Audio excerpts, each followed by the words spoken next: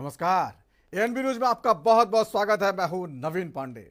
लगातार तीसरी बार सत्ता पर काबिज मोदी सरकार की असली अग्नि परीक्षा अब शुरू होने वाली है।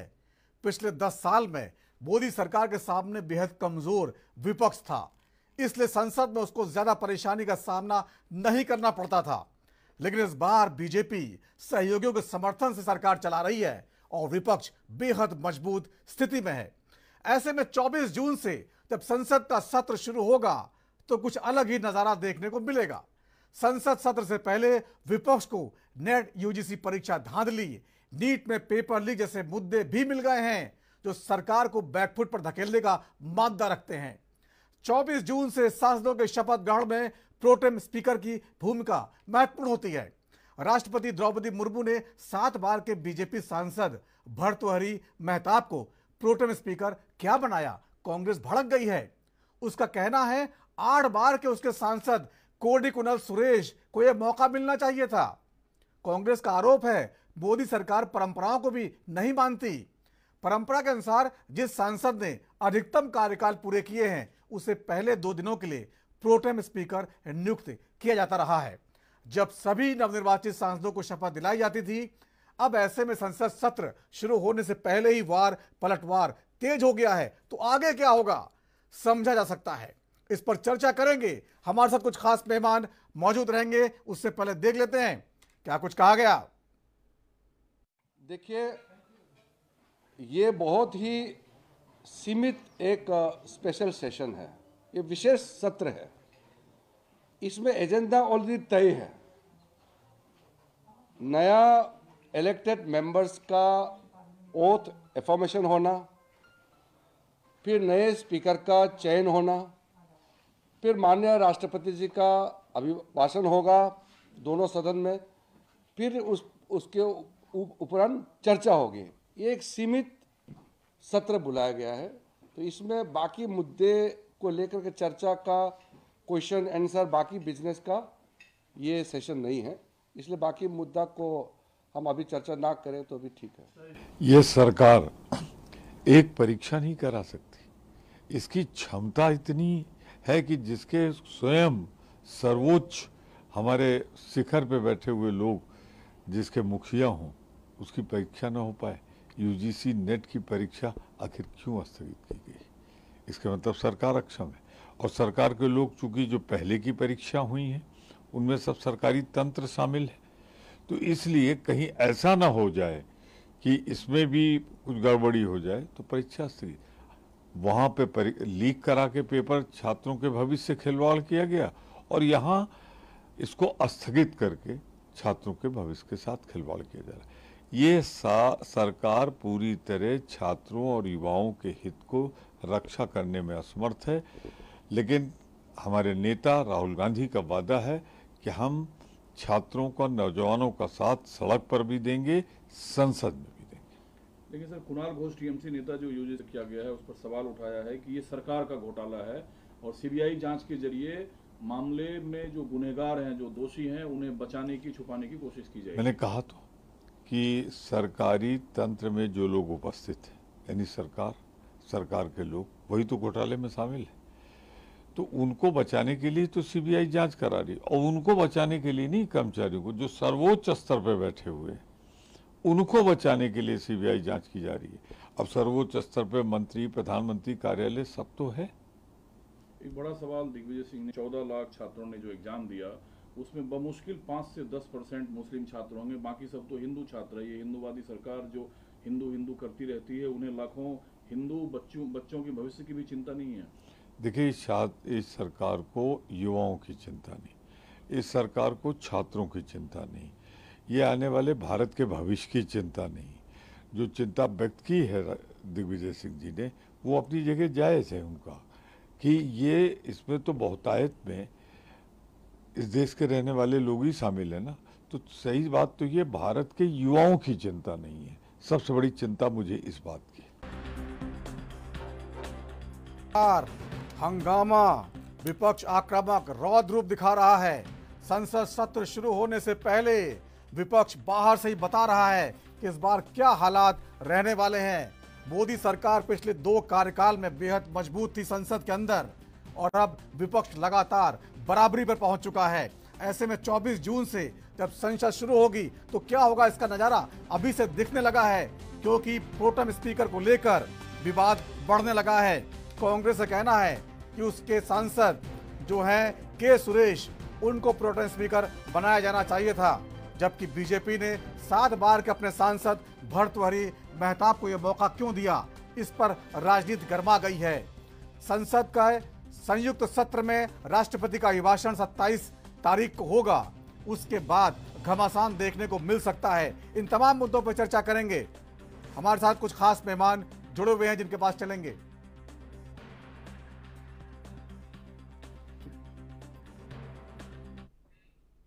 तो लगातार चर्चा कर रहे हैं, हमारे साथ कुछ खास मेहमान, उनके पास चलते हैं और बात करते हैं आखिरकार सरकार के सामने कौन सी मुश्किलें आने वाली। वीरेंद्र मिश्रा सौरभ जी हैं, नेता बीजेपी का, आपका बहुत बहुत स्वागत है वीरेंद्र जी। गुफरान अंसारी है, नेता कांग्रेस का, आपका बहुत बहुत स्वागत है गुफरान जी। यश भारती, प्रवक्ता समाजवादी पार्टी, आपका बहुत बहुत स्वागत है। रामपाल जाट जी हैं, राजनीतिक विश्लेषक के तौर पर जुड़े, आपका बहुत बहुत स्वागत है रामपाल जी। सबसे पहले गुफरान अंसारी जी, आपके पास आना चाहेंगे। प्रोटेम स्पीकर को लेकर जिस तरह से कांग्रेस ने सवाल उठाया है कि उनके 8 बार के सांसद के सुरेश जो हैं, उनको प्रोटेम स्पीकर क्यों नहीं बनाया गया, जबकि बीजेपी ने अपने 7 बार के सांसद भर्तृहरि मेहताब को यह मौका क्यों दिया। लेकिन गुफरान जी, केवल 2 दिन के लिए सांसदों को शपथ दिलाना है, प्रोटेम स्पीकर कोई बहुत ज्यादा कोई शक्ति नहीं होता है, इसको लेके क्यों परेशान है आप लोग? जी नमस्कार आप सभी को। जी परेशान नहीं है, इससे जिस तरह की मोनोपोली पॉलिटिक्स मोदी जी करते आए हैं और दलितों के विरोध में जिस तरह का डिसीजन ये सरकार लगातार लेते आई है, उन्हें नकारते आई है, उनकी हिस्सेदारी को नकारते आई है और जो नियम है उसके विरुद्ध काम करते हुए जो सबसे सीनियर एससी वर्ग से आने वाले सांसद को प्रोटेम स्पीकर, उनका हक था, उनका अधिकार था, उससे वंचित रखा गया। ये चरित्र है भारतीय जनता पार्टी का। अब वो कुछ भी कहते रहे, लेकिन बार बार ऐसा देखने में आता है कि वो इस तरह से दलितों का, आदिवासियों का अधिकार, उनका हक मारते हैं, छीनते हैं। कई बार ये सब कुछ देखने में आया है, तो ये बिल्कुल चिंता का विषय है। मोदी जी के रहते हुए, प्रधानमंत्री रहते हुए लगातार ये सब हो रहा है। देश भर में इस तरह का भेदभाव इस तरह किया जा रहा है, तो ये बड़ा चिंता का विषय है। ठीक है वीरेंद्र मिश्रा जी, अभी सरकार ने काम करना ठीक से शुरू भी नहीं किया है। संसद सत्र शुरू होगा 24 तारीख से, सांसद शपथ लेंगे, 27 तारीख से राष्ट्रपति जब अभिभाषण देंगे अपना, उसके बाद सामान्य कामकाज शुरू होगा। 10-12 दिनों का सत्र होगा और उससे पहले कांग्रेस बिल्कुल हथियार लेकर तैयार खड़ी है।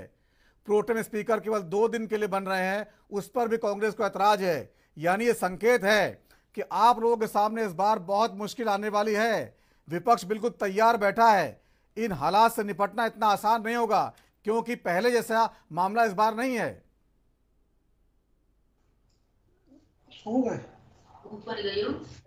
और हम सम्मान करते हैं और लड़ाई लड़ने में मदद तभी आती है लोकतांत्रिक, जब अपनी बातों को जनता जनार्दन के सामने खुले पटल पर अपनी बातों को रखेंगे। वैचारिक सोच का आदान प्रदान खुली संसद में होगा और अगर इनका केवल मकसद हंगामा करना है तो ये सोच भी आम जनमानस के बीच जाएगी। और कांग्रेस अपने खुशनुमा माहौल के जो सपने सजाए हैं, उनको ऐसा लगता है कि हम एनडीए सरकार को अपने मानसिक दबाव से या अपने इस माहौल बनाने वाले कर्तव्य से, लेकिन हम एनडीए वाले पूर्ण तौर से जवाब देने के लिए तत्पर हैं और देश के हालात और सामाजिक व्यवस्थाओं को ध्यानगत रखते हुए देश के इस स्वतंत्र भारत के सपने को साकार करेंगे। हम विश्व के पटल पर भारत के मानचित्र को उज्जवल बनाएंगे। वीरेंद्र मिश्रा जी, प्रोटेम स्पीकर पर जब कांग्रेस को आपत्ति है तो 2 दिन के लिए बनाना था, क्यों नहीं आपने जो 8 बार के सांसद है उनको ही बना दिया? हर चीज में अपने ही लोगों को आगे लाने में क्या आपको क्या 2 दिन के लिए तो था, विपक्ष शांत हो जाता। अरे भाई, हम कोई ये लोकतंत्र है, यहाँ पे कोई मर्जी पे कोई काम नहीं होता है। सम्माननीय और सम्मानजनक स्थितियों पर इतने वरिष्ठ जनों ने अगर चयन किया है तो निश्चित तौर पर न्याय संगत है, और न्याय संगत के दृष्टिकोण को जब आप देखें, लेकिन इनके पास है क्या? इन्होंने आम चुनाव में संविधान की बात किया। इस संविधान को हम एक पवित्र किताब मानते हैं, वो धर्म की आस्थाओं से भी ऊंचा उठता है, और उस संविधान को बचाने के लिए नियमानुसार स्थितियों में हम सम्मानजनक तरीके से समाज के सामने अपनी वैचारिक सोच को रखेंगे और उसी के साथ हम अपने काम को करेंगे और डंके की सोच पर करेंगे। सांप्रदायिक माहौल के तहत एक कुछ बनाते रहे, इनकी सोच कुछ भी हो, तथाकथित सेकुलरवाद के नाम पर देश का क्या चाहते हैं, लेकिन हम निश्चित तौर से भारत के सहिष्णुता के प्रति ध्यान रखते हुए लोकतांत्रिक वे में हम इनका जवाब देंगे, और ये समाज देखेगा और जानेगा एनडीए और तथाकथित एनडीए गठबंधन के वैचारिक सोच को। ठीक है यश भारती जी, आपने सुना होगा बीजेपी प्रवक्ता कह रहे हैं कि हम नहीं मानेंगे भाई, हम तो जो हमारे वरिष्ठ लोगों ने तय कर दिया है, आप लोग प्रोटेम स्पीकर 2 दिन के लिए बन रहा है, उसके लिए इतना हंगामा क्यों कर रहे हैं?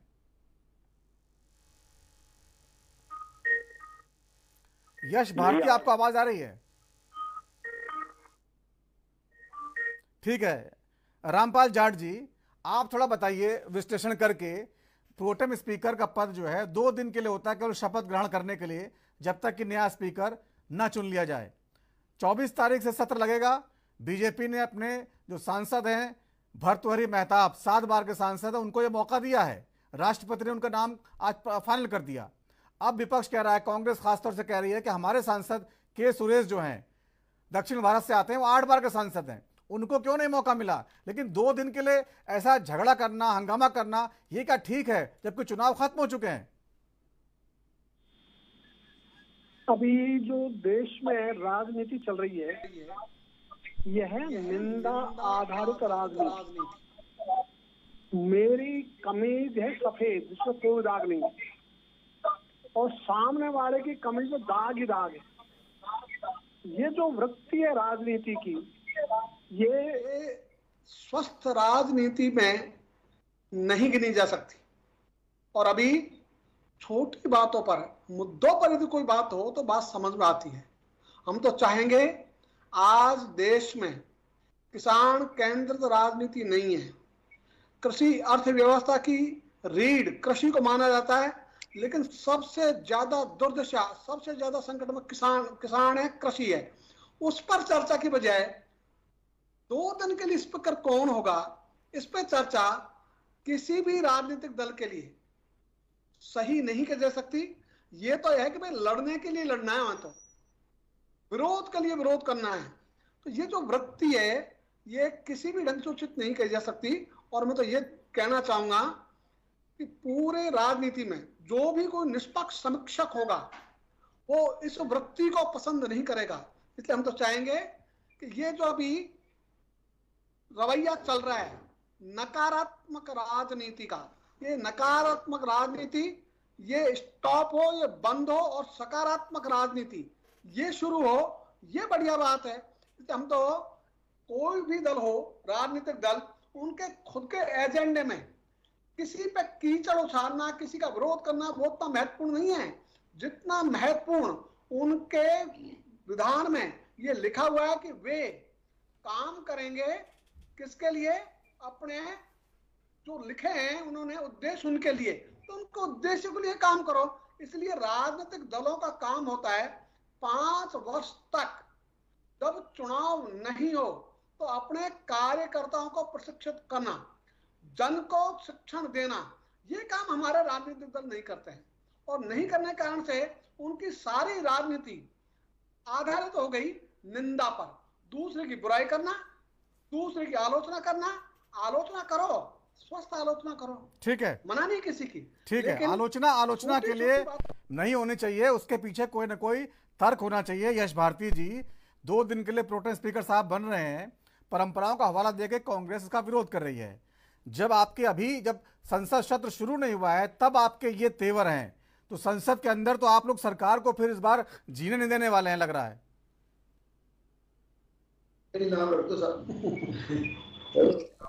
देखिए, बड़ी स्थिति स्पष्ट है। जनता ने जो जनादेश दिया है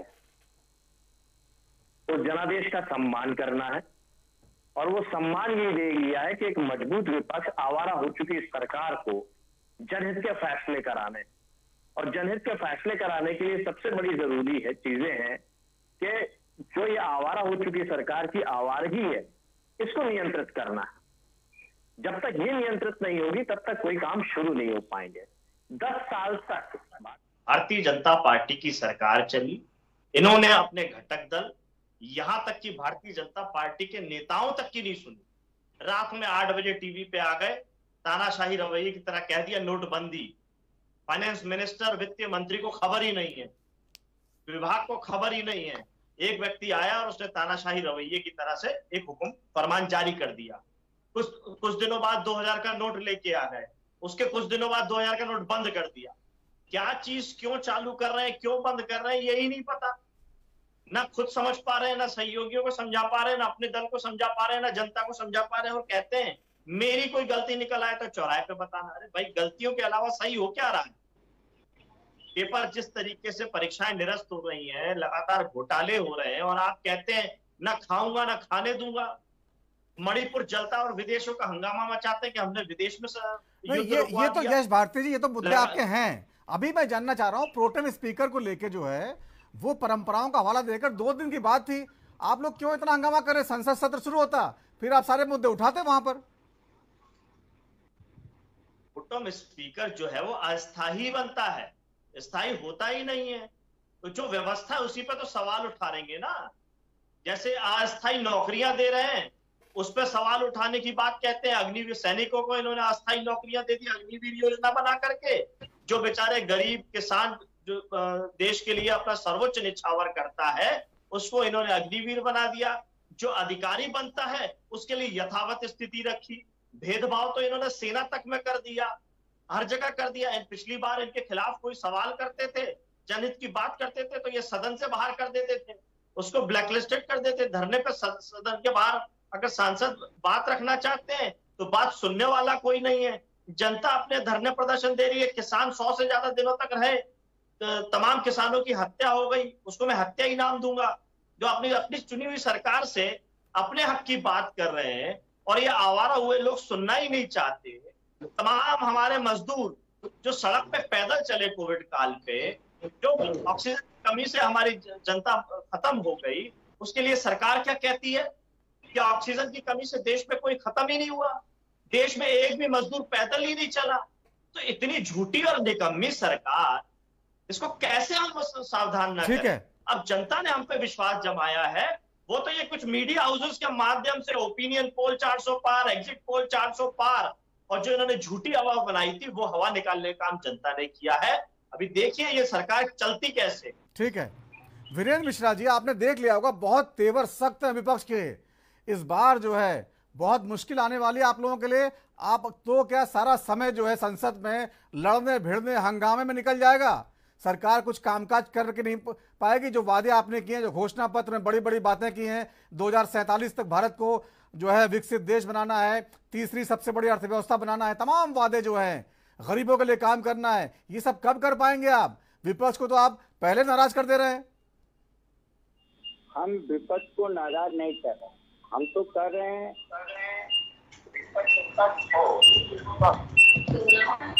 और अब इसका निर्णय विपक्ष अगर ये मानता है कि जनता ने इन्हें स्पष्ट विरोध करने के लिए संसद में भेजा है, कि जो जैसा आपका कहना है कि जैसे इन्होंने कहा 400 पार, अरे एक मेरिटधारी प्रतियोगी हमेशा अपना लक्ष्य तय करके चलता है। हमने अपना लक्ष्य तय किया था, लेकिन उसको आपने अनर्गल रूप से आम जनता के बीच प्रस्तुत कर निश्चित तौर से हमारे लक्ष्य में कुछ आपने घुमाया, वो नहीं मिला, लेकिन हम लोकतंत्र का सम्मान करते हुए, सादर सम्मान करते हुए नहीं, अगर सम्मान करते हैं वीरेंद्र मिश्रा जी, तो परंपराएं कहती हैं, पुरानी परंपरा है, जो सांसद सबसे वरिष्ठ होता है, प्रोटेम स्पीकर का पद भले ही 2 दिन के लिए हो, उसको सम्मान के तौर पर दिया जाता है। आप बना देते के सुरेश जी को, सबको शपथ कराते, उसके बाद अपना स्पीकर जो आपका बहुमत है आप चुन लेते, और डिप्टी स्पीकर का पद विपक्ष को दे देते। वो भी आप देने वाले नहीं है, पता लगा कि दोनों पद जो है एनडीए के पास ही रहने वाले हैं। तो आप तो खुद ही लड़ाई का द्वार खोल रहे हैं, फिर तो लड़ाई होगी, विपक्ष मजबूत है। हमें तो आपके इस चैनल के माध्यम से जानकारी हो रही है कि आगे वो डिप्टी स्पीकर का भी पद देने वाले हैं, या संसद में क्या होगा, ये सब आपके नेताओं का बयान है जो हम उसके आधार बता रहे हैं।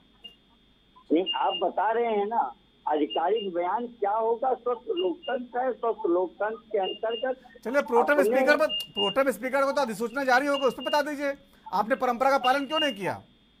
परंपराओं का पालन, ये कांग्रेस अपनी परंपराओं का पालन करती, और इसने बहुत ही परंपराएं डाली है। अक्सर गला दबाने की बात है कि इमरजेंसी उन्होंने लगाई है।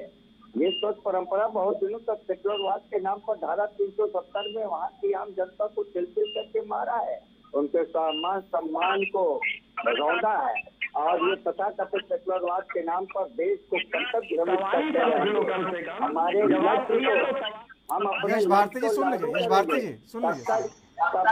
क्या सुने बताइए। धारा 370 प्रोटेम स्पीकर इसीलिए बना रहे थे, धारा 370 सुन लीजिए, अभी आपके पास आ रहा हूँ यश जी, आ रहा हूँ। प्रोटेम स्पीकर नहीं बना रहे हैं, ये सुनने के लिए जवाब दे रहे हैं। सेक्युलरवाद की धारा को बहाने वाले इस भारत माँ के टुकड़े करने में इनकी मानसिकताएं कहाँ हैं? ये देश की लक्ष्य होती है, देश की सीमा होती है, सीमाएं सुरक्षित होती हैं, दूसरा देश को मजबूर होती है। लेकिन ये देश सत्ता में आने के लिए इतना भी लोकतंत्र को गौर नहीं कौन सी चालें करेंगे, जैसा कि चुनाव में आपको दिखाई पड़ा। और ये आम लोगों को गुमराह करने की झूठे नारे लगाकर जो दिग्भ्रमित किया है ना, उसे प्रसन्नत न हो। भारत माता मेरी माँ है, और इस राष्ट्र की स्वस्थ परंपराओं को जीते हुए लोकतांत्रिक व्यवस्थाओं से देश की सीमाएं, देश का नाम, बात कुछ और रही, आप सीमाओं पे राष्ट्रवाद चले जाते हैं। ठीक है गुफरान अंसारी जी, भाई ठीक है, परंपराओं के पालन आपने भी नहीं किया बोल रहे हैं, तो हमसे क्यों उम्मीद कर रहे हैं आप जो है सारी परंपराएं पालन हम ही करें? जब विपक्ष मजबूत है तो मुकाबला करने को भी तैयार बैठे हैं। जनता का भला हो ना हो, आप लोग राजनीति करते रहिए आपस में संसद में।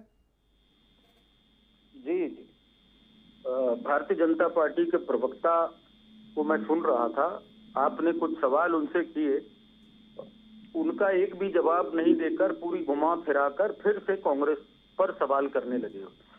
इन्हें ये बार बार भूल जाते हैं कि जवाबदेही सरकार की होती है, जवाबदेही सरकार भागती क्यों है जवाब से? सवाल आपसे किया जाता है, आप कांग्रेस की तरफ उंगली उठाने लगते हैं। कांग्रेस विपक्ष में है, इंडिया गठबंधन विपक्ष में है, और सवाल 2 दिनों का प्रोटेम स्पीकर का नहीं है, सवाल उनके माध्यम से, क्योंकि देश की संसद में एग्जाम्पल सेट होता है, पूरे देश में वो बात जाती है, और यही बात जाति की है, जातिगत जनगणना की है, हिस्सेदारी की है, जो चुनावों में माननीय राहुल गांधी जी ने लगातार उठाई है। क्योंकि यही हो रहा है, आपके सेक्रेटरीट में बराबर की हिस्सेदारी नहीं है, सभी जातियों को जिनकी योग्यता है उनको भी नहीं है, और संसद में भी आप यही करना चाह रहे हैं। परंपरा है, और जो सीनियर सांसद है उसको प्रोटेम स्पीकर चाहे 2 दिन के लिए हो, पर प्रोटेम स्पीकर उनका हक है। केवल दलित होने की वजह से आप इस तरह से, और विपक्ष के होने की वजह से आप इस तरह से भेदभाव करना अशोभनीय है, बिल्कुल शोभा नहीं देता है संसद की परंपरा को। दूसरी बात, आप भाग जाते हैं सवालों से, प्रधानमंत्री भी डरते हैं सवालों से, केवल विपक्ष के नहीं, मीडिया के भी सही सवाल जो आज के युग में भी मीडिया वाले पत्रकार सवाल करते हैं, सही सवाल करते हैं, जनता के अधिकार का सवाल करते हैं, उससे भयभीत हो जाते हैं, घबरा जाती है पूरी सत्ता। तो सवाल यह है कि आपने कहा संविधान हमारे सर माथे पर है, संविधान में ही लिखा है गुरु कि ये परंपरा चलेगी, इस तरह से करना है और सबको समानता का अधिकार संविधान देता है। उसकी जाति देख करके उससे दूरी नहीं बनाई जा सकती है। उन्हें योग्यता के अनुसार उनकी हिस्सेदारी देना सुनिश्चित करना है, यही परंपरा है। दूसरी बात, 2 दिन के स्पीकर की बात ही नहीं है। 2 दिन, अगर 2 दिन का है और आप इसको एक बड़ा विषय नहीं मानते हैं तो बना देते, क्यों आप भाग रहे हैं? और नहीं बनाकर आप कौन सा एक बड़ा संदेश देश को दे देंगे?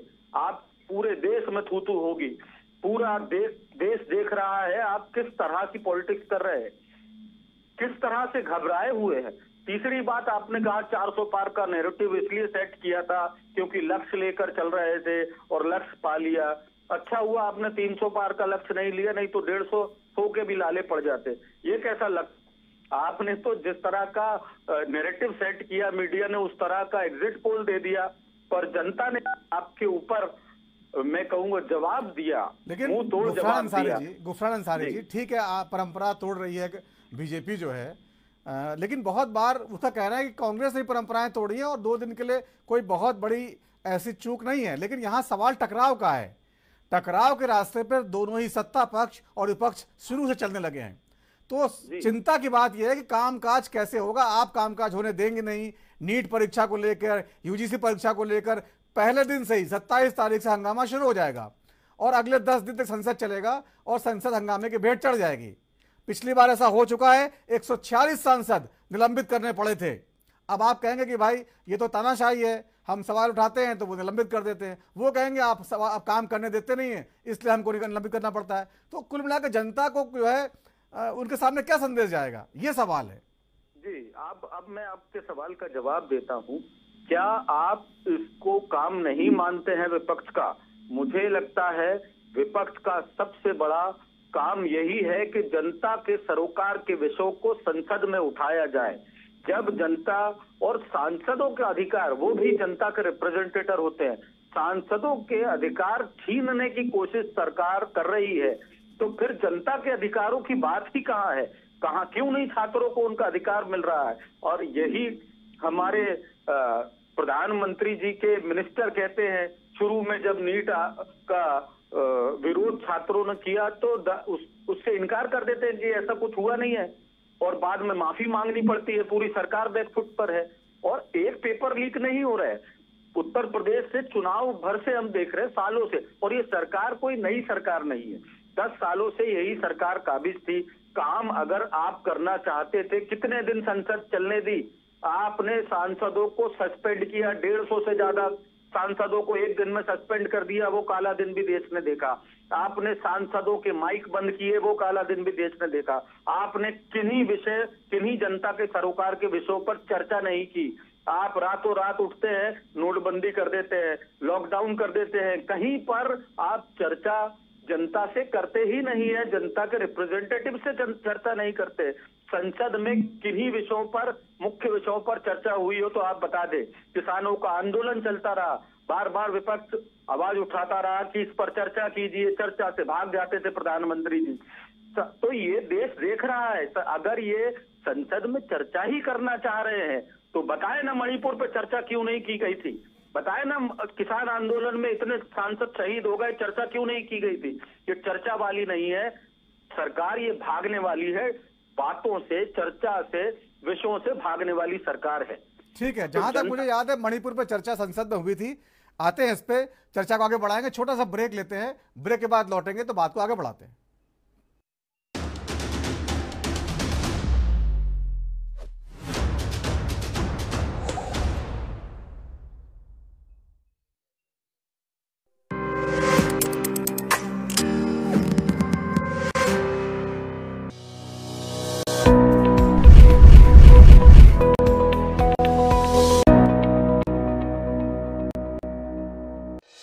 देवभूमि उत्तराखंड, 4 धाम यात्रा के लिए पधारने वाले सभी श्रद्धालुओं का हार्दिक स्वागत करती है। उत्तराखंड सरकार आपकी यात्रा को सुरक्षित और सुगम बनाने के लिए प्रतिबद्ध है और सभी उचित प्रबंध किए गए हैं। यात्रा के सुचारू प्रबंधन के लिए सभी तीर्थ यात्रियों के लिए पंजीकरण कराना अनिवार्य किया गया है। श्रद्धालुओं की सुविधा के लिए ऑनलाइन रजिस्ट्रेशन की व्यवस्था है, इसलिए आने से पहले ऑनलाइन रजिस्ट्रेशन कराना न भूलें।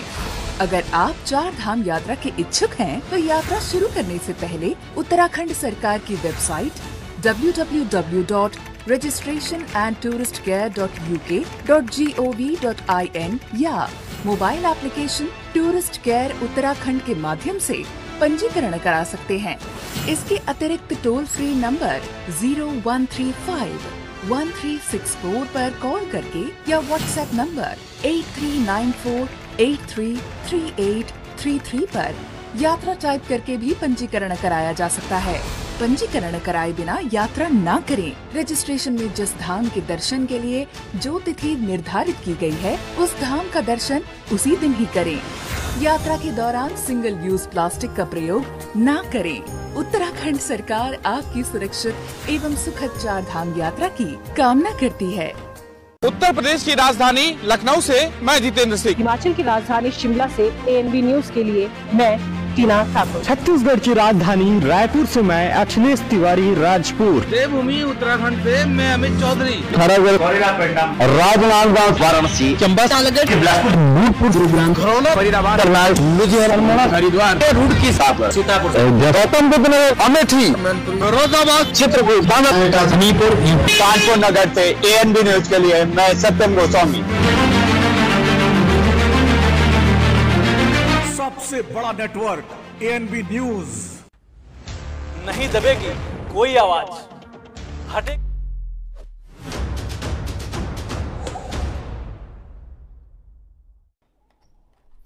और ब्रेक के बाद राजधर्म में एक बार फिर आपका स्वागत है। बात कर रहे हैं, संसद सत्र शुरू होने वाला है 24 जून से।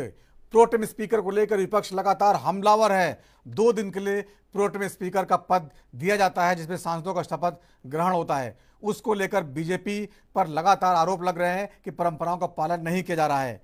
सवाल यहां पर यह है, जब सरकार अपना कामकाज शुरू करने वाली है और विपक्ष का ऐसा रौद्र रूप अभी से दिखने लगा है, तो आगे हालात क्या होंगे, कैसे जनता के काम होंगे, तमाम वादे करके जो सांसद पहुंचे हैं वो कैसे अपने वादों को पूरा कर पाएंगे, इस पर चर्चा कर रहे हैं। हमारे साथ कुछ खास मेहमान जुड़े हुए हैं। वीरेंद्र मिश्रा जी हैं, वीरेंद्र मिश्रा सौरभ जी हैं नेता बीजेपी के, गुफरान अंसारी जी हैं नेता कांग्रेस के, यश भारती जी हैं प्रवक्ता समाजवादी पार्टी के, और रामपाल जाट हैं राजनीतिक विश्लेषक के तौर पर। रामपाल जी, जिस तरह से आपने सुना, कांग्रेस और बीजेपी के प्रवक्ता लगातार एक दूसरे पर हमलावर हैं। आपको क्या लगता है, जो अभी संसद सत्र शुरू हुआ नहीं है और जो अभी दिखाई दे रहा है आपको, सत्र शुरू होगा उसके बाद नीट यूजीसी का मुद्दा है, बहुत सारे मुद्दे हैं, और बार बार जो विपक्ष जात का मुद्दा लेकर आया था, हर बार में जात दिखती उनको जो है, और इसको लेकर लगातार हंगामा होने वाला है। क्या जनता अब यही चाहती चुनाव के बाद? क्या लगता है आपको?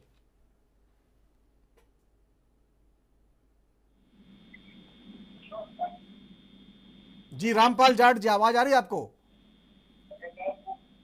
लगता है उन तक आवाज नहीं पहुंच रही। यश भारती जी, आपके पास आना चाहूंगा।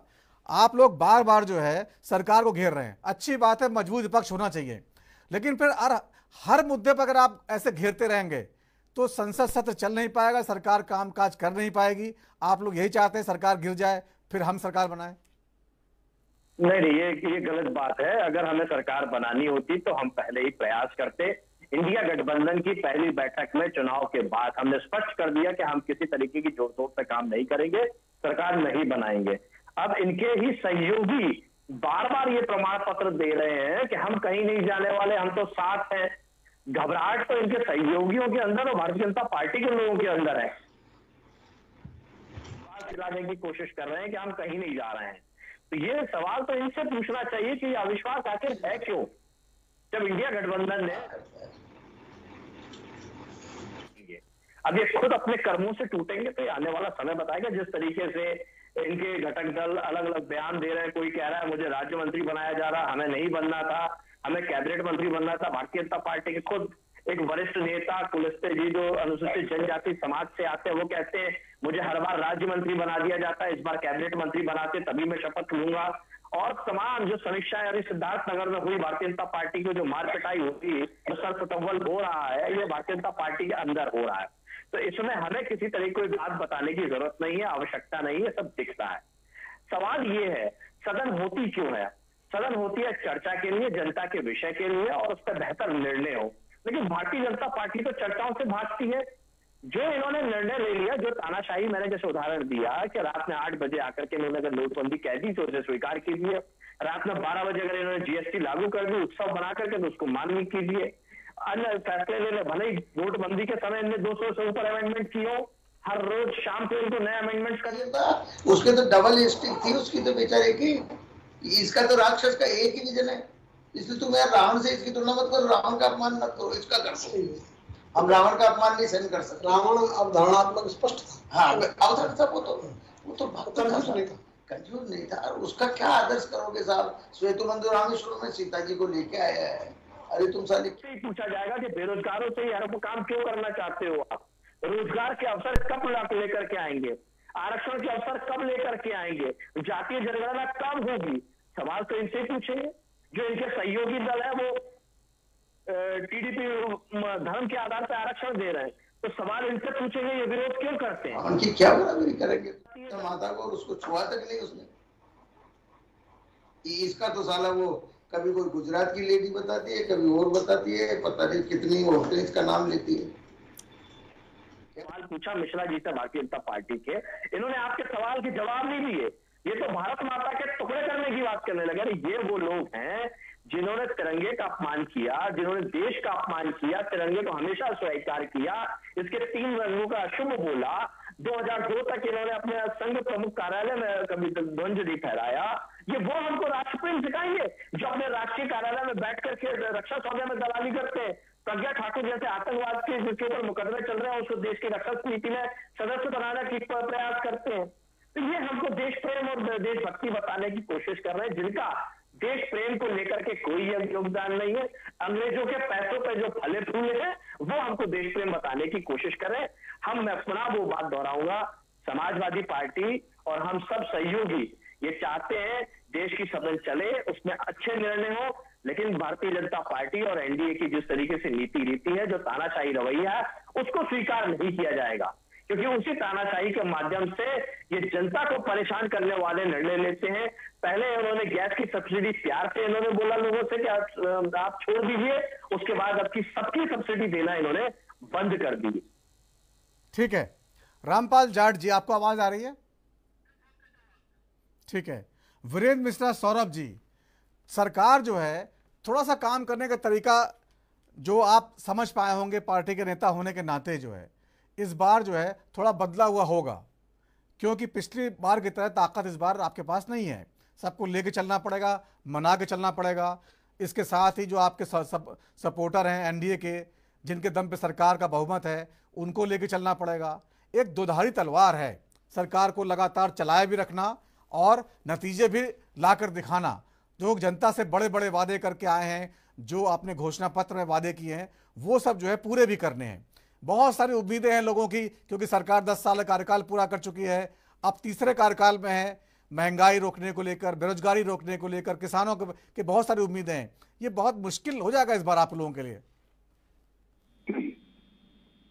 आपने बात सच कहा है, हमें सरकार चलाने का अनुभव है और हमने देश की तरक्की को, हमने भारतीय जनता पार्टी की वैचारिक सोच को चलाया है और हमने उन भावनाओं को भी समेट कर एनडीए की सरकार चलाया है, जब एनडीए ने चलाया है। हम स्वस्थ और मजबूत परंपरा के हामी रहे हैं और हम उनके सिद्धांतों पे चलते रहे हैं। लेकिन आज जब विपक्ष थोड़े संख्या बल बढ़ गए हैं तो बहुमत में हम ये स्वस्थ हैं, लेकिन स्वस्थ परंपरा लोकतांत्रिक केवल सदन में हंगामा करना ही अगर इनका मकसद है, ये वैचारिक रूप से हमारे विचारों का जवाब हम जनता के जनमानस में यूज देंगे। लोकसभा में जो कार्रवाइयाँ होती हैं उसे आम जनता जो देखती है और समझती है। केवल झूठे प्रलोभन, आज इनके कांग्रेस के कार्यालयों से लाइनें पैसा लेने के लिए लगती हैं, तो इनके वादे हैं और इन्होंने ये दिखाया है। हमारी परंपरा थी और हमने वादा किया था धारा 273 लाएंगे, मैं लाया हूँ और आम देश जनता के सामने सुस्ता परंपरा दिख रही है। और आज इनकी सोच जाति जनगणना के नाम पर योग्यताओं का मान मर्दन किया जाए और देश में विदेश की भावना पैदा कर इस लोकतंत्र घात हाथ जो करने का प्रयास अपने इस मजबूती रूप से कर रहा है ना, वो निश्चित तौर से असफल होगी और सब परंपरा के तरफ भारत माता के जयकारे लगते रहेंगे। देश ही नहीं बल्कि विश्व के मानचित्र पर भारत विश्व गुरु बनेगा। ये संकल्पना भारतीय जनता पार्टी की थी, यही समाज की है, यही जनता की है और यही जनार्दन की है। हम स्वस्थ हुए हैं, हम शक्तिशाली हुए हैं, हम सीमाओं पर मजबूत हुए हैं, हम विश्व के मानचित्र पर तेजी से उभर कर आए हैं और इस बात को मोदी लेकर विश्व में जाते हैं। देखिए वीरेंद्र मिश्रा साहब, आप लगातार वो सब बातें बोले चुनाव में बोली जाती हैं जो, ठीक है, नतीजा देखिए सरकार पिछले 10 साल से है और आप लोग पेपर जो लीक हो रहे हैं वो रोक नहीं पाए। कितनी किरकिरी हो रही सरकार की, सरकार बने हुए 10-15 दिन हुए हैं और आप लोग 24 लाख छात्रों का भविष्य जो है वो अधर में लटका दिया गया है। अभी सरकार ये डिसाइड नहीं कर पा रही है कि पेपर रद्द करने हैं, दोबारा करवाने नहीं करवाने। इससे पहले पेपर लीक होते रहे हैं, लेकिन जिस तरह से मोदी सरकार अपने आप को मजबूत बताती थी, नई शिक्षा नीति लेके आई थी, उस पर होना ये जो है थोड़ा सा चौंकाता है। उसके बाद चौंकाता ये है कि उस पर डिसीजन नहीं हो पा रहा। अभी आपने कमेटी बना दी है, नए कानून भी लेके आ रहे हैं, ये पहले हो जाना चाहिए था। तो इतना मतलब जो आप लोग जो अपने ऊपर हर काम के ऊपर गौरवान्वित महसूस करते हैं, नतीजे वैसा नहीं बताते हैं। इसका जवाब जनता को देना पड़ेगा। लोगों की बहुत ज्यादा उम्मीदें हैं आपसे। निश्चित तौर पे हर चुनौती को हमें सामना करना होगा। आज जो जनमानस में और आम लोगों के बीच में है, हमें तो कहने को जुड़े नहीं, लेकिन उनके लिए इन सख्त कानूनों की जरूरत पड़ेगी और ये निश्चित तौर से आम जनता और आम देश के सामने है और इसमें कोई हवाले बेहिचक उनको मिलेगी और ये एक नजीर बनेगी। आने वाले लोग कभी कल्पना नहीं कर पाएंगे, लेकिन लोकतांत्रिक व्यवस्था के अंतर्गत वो कोई जाने वाले नहीं है। हम उन्हें निश्चित तौर से ठीक है, आप भरोसा दे रहे हैं, अच्छी बात है। रामपाल जाट साहब, आपको आवाज आ रही है? ठीक है। गुफरान अंसारी जी, जिस तरह से कमेटी बना दी गई है, आपने देखा सुन लिया होगा, जो पेपर लीक हुए सरकार ने मान लिया है, झारखंड में हुए, बिहार में हुए, पेपर लीक के सरगना जो है पकड़े जा रहे हैं। जो बीच के लोग हैं, कई लोग गिरफ्तार भी हुए हैं। कमेटी बना दी, 7 लोगों की कमेटी बना दी है जो आगे बताएगी कि कैसे पेपर लीक का जो मामला जो है इसको रोका जाए। कानून सख्त बना दिया है, कड़ी सजा मिलेगी। अभी सरकार काम कर तो रही है। अब आप लोग हर समय अगर व्यवधान डालेंगे, हर समय हर मुद्दे पर जो है रास्ता रोकेंगे, तो ये भी तो जनता को अच्छा नहीं लगेगा। जी, रास्ता हम रोकने की बात हमारे ऊपर आरोप लगा रही है, सरकार लगा रही है, तो समझ में आता है। आप हमसे ये सवाल पूछ रहे हैं, जनता के जुड़े विषयों को उठाना, सरकार का रास्ता रोकना कहाँ हो सकता है? जैसे आप जात की बात करते हैं, अब अभी आपने सवाल उठाया के सुरेश जी को नहीं बनाया, एक सुन लीजिए, के सुरेश को नहीं बनाया, समझ में आता है। आपने कहा 8 बार के सांसद हैं, परंपरा है, ये बात समझ में आती है। फिर आप कहते हैं दलित थे इसलिए नहीं बना रहे। तो आप लोग उसमें जो जातिवाद की राजनीति डाल देते हैं, इससे आपके इरादे पर शक होता है। जातिवाद की राजनीति इसलिए डालना पड़ता है कि मोदी सरकार का चरित्र ही ऐसा है कि जातिगत जनगणना इसलिए देश में जरूरी है क्योंकि देश में हिस्सेदारी बराबर की लोगों को नहीं मिल पा रही है और ये देश में जातिगत समानता, आर्थिक समानता, सारी चीजों की बहुत आवश्यकता है। इसलिए, और क्यों, किस कारण से, अगर परंपरा है, 8 बार के सांसद है, सबसे पुराने सांसद है, सीनियर है, तो किस विषय से, क्यों, क्या कारण रहा कि उन्हें प्रोटेम स्पीकर नहीं बनाने जा रहे? कारण एक है, आप नहीं समझ पा रहे हैं, लेकिन देश समझ रहा है और देश ने संदेश दिया है पूरे चुनाव में। दूसरी बात, ये पेपर लीक की घटनाएं लगातार बढ़ रही है मोदी सरकार में अभी से नहीं, सालों से हो रहा है। लेकिन अब छात्र और युवा और पूरा देश देख रहा है कि जो सरकार विज्ञापनों में दावा करती थी कि यहाँ का वार हमने रुकवा दिया, वहां का वार हमने रुकवा दिया, वो अपने देश में पेपर ठीक से नहीं करवा पा रही है, पेपर लीक नहीं रुकवा पा रही है। और सबसे बड़ी चिंता का विषय ये है कि देश के प्रधानमंत्री, इतने बड़े देश में इतना बड़ा स्कैम हो रहा है, लगातार संगठित रूप से पेपर लीक हो रहे हैं, उस पर बिल्कुल चुप्पी साध के बैठे हुए हैं, एक शब्द नहीं बोल रहे हैं, कोई ट्वीट नहीं आ रहा प्रधानमंत्री जी का।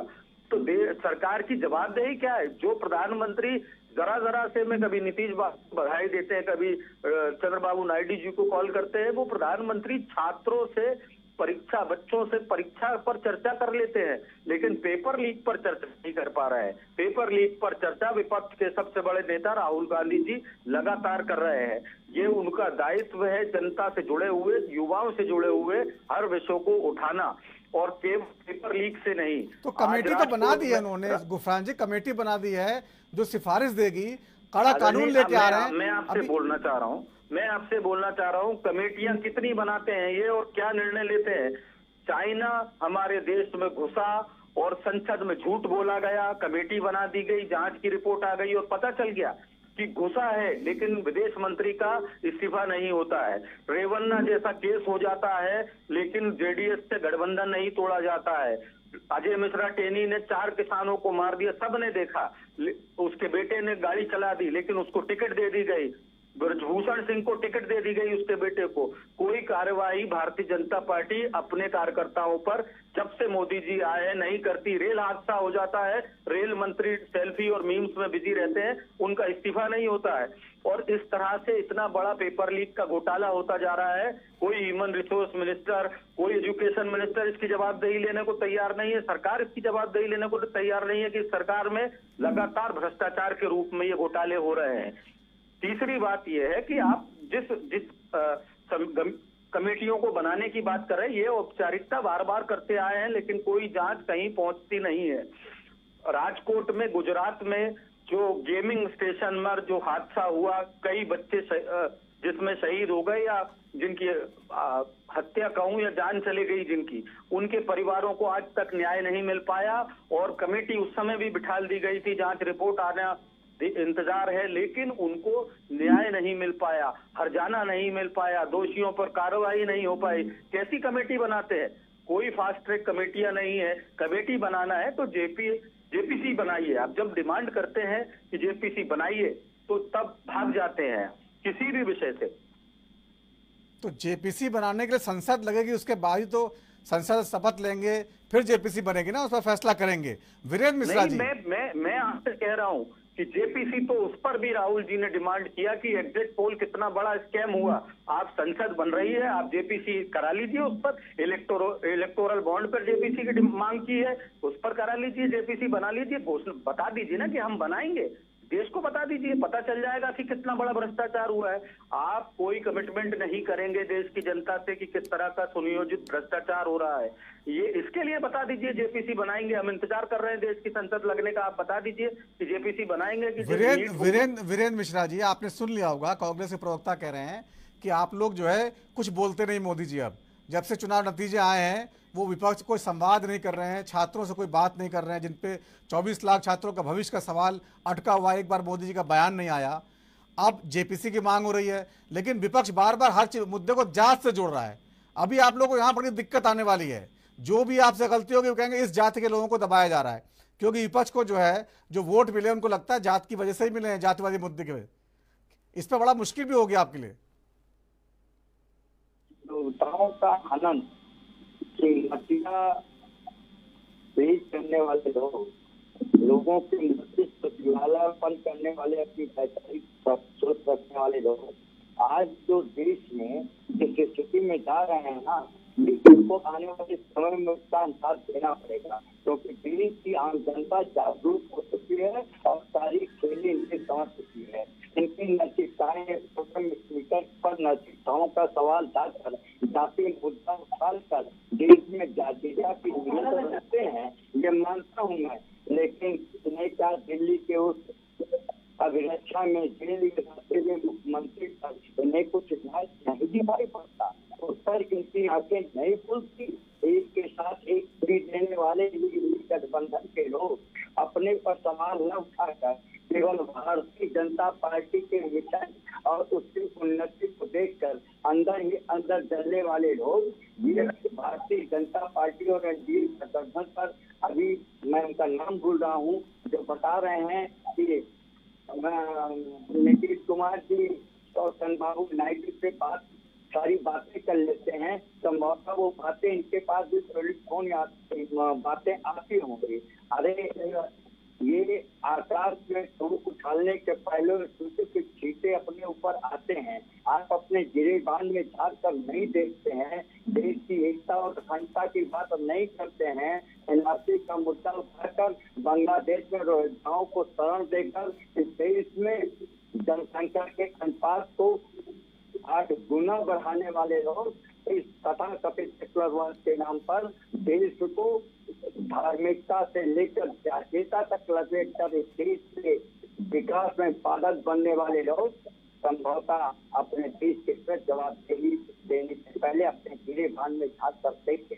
संसद में वैचारिक सोचों का आदान प्रदान होता है, विरोध का स्वस्थ विरोध होता है, परंतु केवल और केवल विरोध करना ही जिसकी संसद बन जाए वो विरोध आम जनता देख रही है।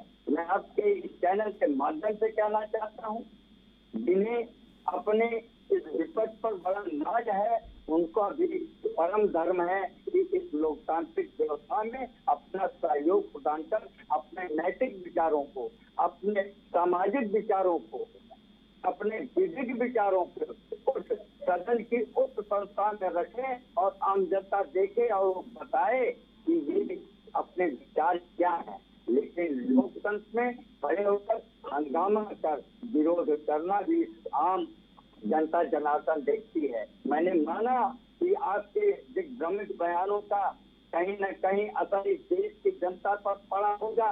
जातिता में बांधने का प्रयास किया, संविधान को लेकर तो रिजर्वेशन के नाम पर कुछ दिग्भ्रमित हुए होंगे, लेकिन आप अपने देश के इस विकसित भारत को बढ़ने से आप रोक नहीं पाएंगे और आने वाले संसद में इसका जवाब आपको मिलेगा, खुले आम मिलेगा। देश देखेगी, जनता देखेगी और समाज देखेगा और देश को देखेगा। ठीक है, यश भारती जी कह रहे हैं जवाब देने के तैयार हैं आप लोग, जितना भी राजनीति करिए, जातिवादी राजनीति करिए, हम लोग तैयार हैं बिल्कुल संसद में।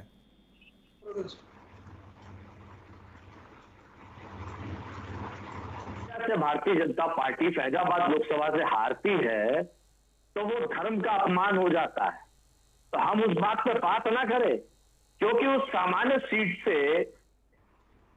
अनम्यूट करें तो उसको समाज का व्यक्ति जीत जाता है तो उसको गैर हिंदू माना जाता है कि हिंदू समाज हार गया। तो ये कौन सी परंपरा है, ये कौन सी बात है? तो जाति की बात ना करें, हम जाति ना देखें उस अपने अनुसूचित जाति के भाई की जिसका सरेराह अपमान हो रहा है। हमने तो ये तो नारा देते हुए सबका साथ, सबका विकास, सबका विश्वास, कहां गया सबका साथ? प्रोटेम स्पीकर पर सवाल उठा है, किसका साथ लिया, किसका विकास किया, किसमें विश्वास किया? ये तो ना अपने का साथ लेते हैं ना अपनों का विश्वास जीतते हैं, ये तो केवल विश्वासघात करते। मैं लगातार उदाहरण दे रहा हूं, पता है तो नोटबंदी पे इन्होंने विश्वास किस पे किया था, किसका साथ लिया था? कोई एक नेता का तो नाम बता दे जिस पर भारतीय जनता पार्टी के नेता पे भरोसा किया गया हो। एनडीए की तो बात ही छोड़ दीजिए, ये खुद वित्त मंत्री बोल चुके हैं, स्वयं प्रधानमंत्री नरेंद्र मोदी जी बोल चुके हैं, अन्य लोग बोल चुके हैं कि हमको तो पता ही नहीं नोटबंदी कैसे हो गई। यही बता दें श्रीमान जी भारतीय जनता पार्टी के नेता ब्रजेश मिश्रा जी कि 2000 का नोट क्यों लाए थे और क्यों बंद कर दिया, कौन सी बड़ी उपलब्धि ले ली उन्होंने चालू करके और बंद करके? भ्रष्टाचार तो खत्म हुआ नहीं, काला धन तो आया नहीं, आतंकवाद तो खत्म हुआ नहीं। जो दावे थे नोटबंदी के, आके इससे पाया क्या देश ने? बता दें। सदन ना चलने से हमारी बातें कह रहे हैं, सिलेंडर के बढ़े हुए दामों का विरोध तो ये करते थे, आज बढ़े हुए दामों पे ये क्या कहना चाहते हैं? गैस की कीमत, पेट्रोल की कीमतों की दाम का विरोध तो ये किया करते थे, आज बढ़े हुए दामों पे क्या कहना चाहते हैं? महंगाई जब विपक्ष में ये रहते तब डायन होती, अब इनकी महबूबा है क्योंकि सत्ता में है। ठीक है, ठीक है। रामपाल जाट जी, जिस तरह से आपने सारी बहस सुनी, आप देख रहे हैं कि जो विपक्ष है और सत्ता पक्ष जो है लगातार टकराव के मोड़ पर है। संसद शुरू होगी, एक तरफ जातिवादी मुद्दे उठाए जा रहे हैं, दूसरी तरफ सरकार अपना बचाव कर रही है। बड़ा मुश्किल होगा मोदी सरकार के लिए इस बार काम कर पाना। आपको क्या लगता है व्यक्तिगत अनुभव के आधार पर? मुझे ये लगता है यदि आज जो विपक्ष में है वो सत्ता पक्ष में होते तो उनकी भाषा वो हो जाती जो सत्ता पक्ष बोल रहा है, और जो सत्ता पक्ष में है वो विपक्ष में होते तो उनकी भाषा वही हो जाती। तो ये केवल स्थान बदलते जब है ना, इनकी भाषा भी बदल जाती है। इसलिए इनके सेट फार्मूले दोनों के, एक दूसरे पे आक्रमण करो, खुद की कुछ बताओ मत, खुद के प्लान मत बताओ, खुद के कार्यकर्ताओं को शिक्षित करो मत, जन शिक्षण करो मत, और केवल दूसरे की बुराई करते रहो, उसमें से ये सिद्ध हो जाए कि मैं अच्छा हूं। और ये तरीका ठीक नहीं है। इसलिए आज राजनीतिक दलों का तो विरोधी कहना ना, विरोधी नीति राजनीति हो जाए विरोधी नीति, तो विरोध नीति चल रही है दिन की। तो इसलिए विरोध नीति नहीं होनी चाहिए। जो मुद्दे आज भी हैं बहुत अच्छे हैं, यदि विपक्ष उन पर चले तो सबसे बढ़िया रहेगा। इसलिए विपक्ष का धर्म है जो जन मुद्दे हैं, जन सरोकार जिन मुद्दों का है उनको उठाए ना। ये छोटी छोटी बातों को उलझ कर बड़ी बातों को गोल कर देते हैं। तो ये बड़ी बातों को गोल मत करो भाई। आज किसान दुखी है, मजदूर दुखी है, और पूरा देश कई चीजों से आहत है। तो ये जो आहत है, उस आहत के कारण से जो लोगों की पीड़ा है उसको व्यक्त करने का काम करे ना विपक्ष। यदि वो करेगा तो लोगों को अच्छा लगेगा। आज यदि विश्वास प्राप्त करने की राजनीति करें और विश्वास प्राप्ति के लिए काम करना शुरू कर दे तो जनता तो इनको ताज बना देगी। तो ये केवल ताज जो ना, येन केन प्रकारेण है प्रसिद्धो पुरुषो भवेत्, तो येन केन प्रकारेण है, कैसे भी हमको तो राज प्राप्त हो जाए, दूसरा हट जाए, हम आ जाए, तो तुम क्या कर लोगे भाई, तुम भी पहले भी रह लिए। तो ये दोनों दल जो है ना, इनमें ऐसा कोई नहीं है जो राज में नहीं रहा। और एक उदाहरण बताना चाहूंगा, अभी जैसे किसानों का सबसे बड़ा मुद्दा था न्यूनतम समर्थन मूल्य पर गारंटी का कानून। इन्होंने अपना वायदा किया कि यदि हम सत्ता में आ गए तो हम ये कानून बनाएंगे। अब इनके 3 राज्यों में तो सत्ता है ना, तेलंगाना में है, कर्नाटक में जाके राष्ट्रीय अध्यक्ष के, और हिमाचल में है, मान लिया नहीं कानून। और ये कानून लाना केंद्र का नहीं, राज्यों का काम ज्यादा है। कृषि राज्य का विषय है, इसलिए कानून लाते क्यों नहीं है। और 2017 में जो मॉडल एक्ट केंद्र ने बनाया, सारे राज्यों को भेजा हुआ है। राजस्थान को जो ध्यान है, राजस्थान में उस पर है पूरा विधेयक तैयार है, 2018 से आज तक नहीं रखा। तो कांग्रेस की सरकार है कि बीजेपी की है। तो इनकी सरकार बदलने से इनके कोई मन बदलते हो ऐसी स्थिति नहीं है। हम चाहते हैं कि मन बदले, मन तो जनता के काम करने के दिन का मन बनेगा तो देश की राजनीति अच्छी दिशा में चलेगी। अभी देश की राजनीति भटकती हुई स्थिति में। ठीक है, देश की राजनीति भटक रही है, सत्ता पक्ष और विपक्ष लगातार टकराव के बोर्ड में है। जनता के हितों का ख्याल रखना होगा, तभी देश आगे बढ़ेगा। बहुत बहुत धन्यवाद आप सभी मेहमानों का इस चर्चा में शामिल होने के लिए। तो राष्ट्र धर्म में आज इतना ही। वक्त छोटे से ब्रेक का है, ब्रेक के बाद भी खबरों का सिलसिला जारी रहेगा। नमस्कार।